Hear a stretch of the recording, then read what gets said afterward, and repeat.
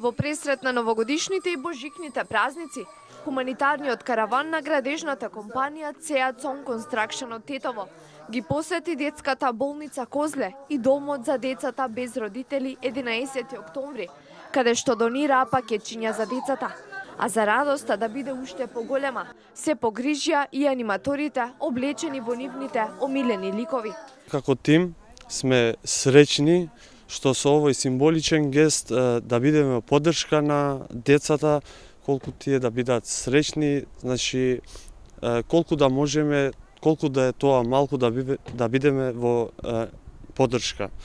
Заблагодарувајќи се за оваа предновогодишно изненадување, директорите на детската болница и на домот за деца без родители истакнаа дека радоста во очите на децата е непроценлива.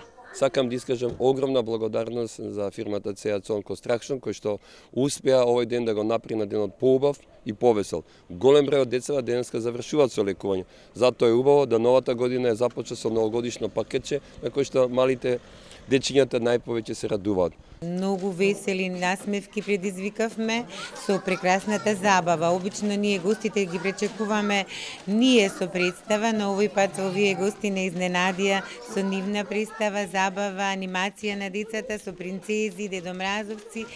И градоначалникот на град Скопје Коце Трајановски традиционално во пресрет на новогодишните празници го посети пунктот и прифатилиштето за бездомни лица во Момин поток, каде што подели пакети со топла облека. Се трудиме на луѓето кои што се бездомници да им помогнеме, значи за да се подобрат нивните услови, така да во овој пункт можат два пати неделно, значи да доаѓат, веќе гледам дека има и ново возило донирано, да има тука имаат нега, хигиена, облека, храна и кога се ниски температурите, значи многу ниски температури, значи има тука исто така еден дел во кој што е отворен 24 часа, можат и да преспиваат, може да се одморат и така да ова заедно со Црвен крст го правиме и сметам дека е една добра можност за бездомниците да им се подобрат нивните услови.